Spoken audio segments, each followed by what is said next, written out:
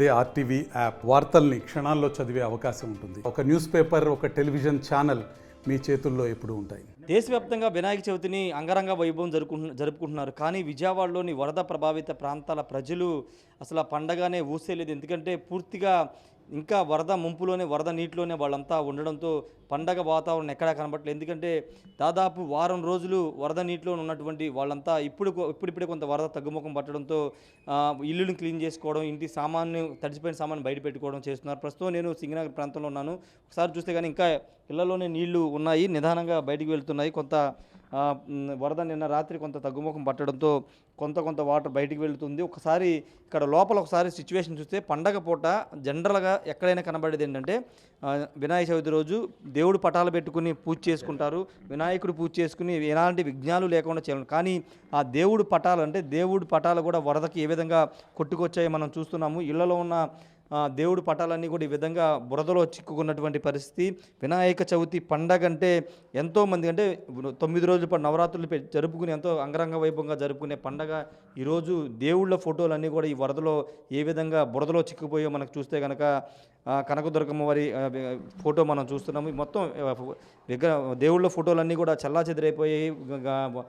దేవుడి మండపాలన్నీ కూడా పూర్తిగా వరదలో మునిగిపోయిన పరిస్థితి. కొంతమంది మహిళలు ఉన్నారు, మాట్లాడదామా. ఏంటి అంతా ఈరోజు వినాయక చవితి గతంలో మీరు బాగా జరుపుకుని ఉంటున్నారు, ఇప్పుడు ఏంటి మీ పరిస్థితి ఏంటి? ఇంకేం చేస్తామండి, ఆ దేవుడు మాకు ఈ సంవత్సరం చేయాలని లేదని రాసిందని అనుకోని ఊరుకోవడమే.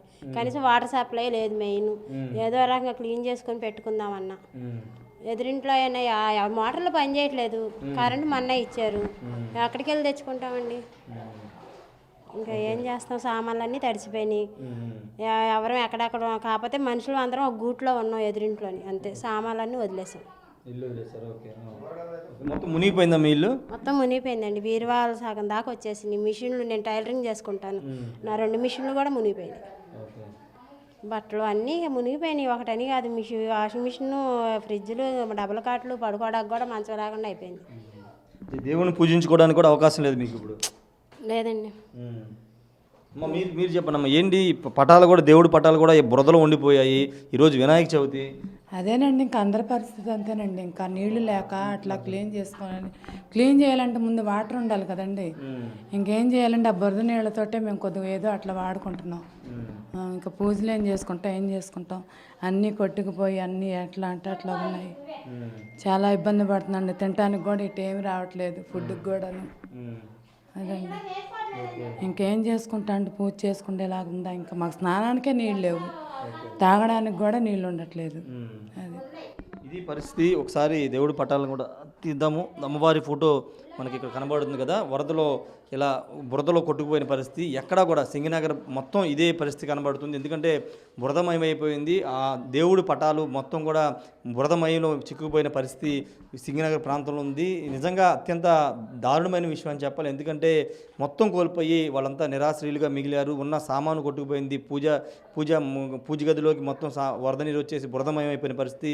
ఒకవైపున విజయవాడలో చాలా ప్రాంతాల్లో అంగరంగ వైభవంగా వినాయక చవితి జరుపుకున్నా, కానీ ఇక్కడ సింగనగర్ పరిస్థితి ప్రాంత ప్రజలు మాత్రం పండగ లేదని చెప్పాలి. ఈ వరద ఉధృతి ఈసారి వినాయక చవితి లేకోకుండా చేసిందని ఖచ్చితంగా చెప్పాలి. నిజంగా అత్యంత దారుణమైన పరిస్థితులు మనకి సింగనగర్ ప్రాంతంలో కనబడుతున్నాయి. వరద తగ్గడంతో మొత్తం కూడా ఒక్కసారి లోపలికి వెళ్ళి చూపిస్తే కనుక వరద మొత్తం బురద అంతా, ఇదంతా కూడా బురదతో చిక్కుపోయినటువంటి, ఒకసారి చూస్తే కనుక బురదతో చిక్కుపోయిన పరిస్థితి. పూజా మండపాలు అన్నీ కూడా ఈ విధంగానే చిక్కుకుపోయినాయి. ఒకసారి అటు చూస్తే కనుక మీకు విజువల్స్లో కనబడుతుంది. మొత్తం ఇళ్ళన్నీ కూడా మునిగిపోయిన పరిస్థితి. ఎంతో అంగరంగ వైభవంగా జరుపుకుందాం అనుకున్నాం, కానీ ఈ వరద రూపంలో మాకు వినాయక చవితి లేకుండా చేశారని ఇక్కడ ఉన్న మహిళలు కూడా ఆవేదన చెందుతున్నటువంటి పరిస్థితి. లోపల దృశ్యాలు మనం చూస్తున్న చీకటిమయంగా ఉంది పూర్తిగా. అంటే విద్యుత్ పునరుద్ధరణ జరిగింది, కానీ బురద మొత్తం కూడా ఏ విధంగా చిక్కుందో మనకి చూస్తే కనుక పూర్తిగా బురదలో ఉన్నటువంటి ఇల్లు మనం చూస్తున్నాము. పూర్తిగా బురదమయమైనటువంటి పరిస్థితి. ఏది ఏమైనప్పటికీ పూర్తిగా వినాయక చవితి రోజు ఇక్కడ ప్రజలకి పండగ వాతావరణం అనేది లేదు. పూర్తిగా అంటే ప్రాణాలను దక్కించుకున్నాం చాలు అదే అనే ఒక భావనలు ఉన్నారు.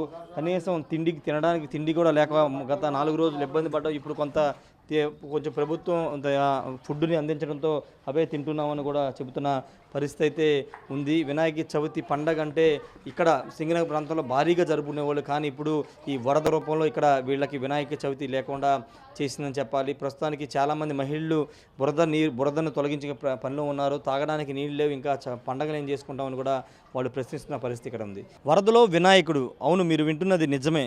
వరదలోనే వినాయక చవితి కొంతమంది జరుపుకుంటున్నారు. ఎందుకంటే వరుసగా ప్రతి సంవత్సరం వినాయక చవితి జరుపుకునే వాళ్ళు విఘ్నాలు లేకుండా చేసే గణపతి పూజని ఆపకుండా ఈసారి వరద వచ్చినప్పటికీ కొంత చిన్న విగ్రహాన్ని తెచ్చుకుని ఈ విధంగా మీరు చూస్తున్నదంతా కూడా ఇదంతా వరద నీరు సింగనగర్ ప్రాంతాల్లో ఉన్నటువంటి ప్రాంతం ఇది. ఇక్కడ వరద నీరులోని వినాయకుడిని తీసుకొచ్చారు. ఎలాంటి విఘ్నాలు లేకోకుండా చేసే విఘ్నేశ్వరుడి పూజకి ఆటంకం కలిగించుకోకుండా ఈ సంవత్సరం కూడా వినాయక చవితి జరుపుకోవడానికి ఈ విధంగా ఒక చిన్న మట్టి గణపతితో పాటు ఇటు పక్కన ఒక పెద్ద గణపతిని కూడా తీసుకొచ్చి ఇక్కడ చుట్టూ వరద ఉంది. ఒకసారి మనం చూస్తే కనుక ఇదంతా చుట్టూ వరద, ఎక్కడ పెట్టడానికి లేదు, విగ్రహం పెట్టడానికి ఎక్కడ అవకాశం లేదు. కానీ చుట్టూ వరద ఉన్నప్పటికీ ఇక్కడ ఒక కూర్చునే బల్ల ఉంది. ఆ బల్ల మీద అరుగు మీద ఇక్కడే పెట్టి వీళ్ళంతా కూడా పూజ చేయబోతున్నారు. దానికి సంబంధించినటువంటి సామాగ్రి కూడా తెచ్చుకున్నారు. ప్రతి సంవత్సరం ఇదే రోడ్లో ఇప్పుడు వరదున్న ప్రాంతంలో పెద్ద విగ్రహం పెట్టుకుని 9 రోజులు నవరాత్రులు జరుపుకుని ఎంతో అంగరంగ వైభవం జరుపుకున్నాయి. కానీ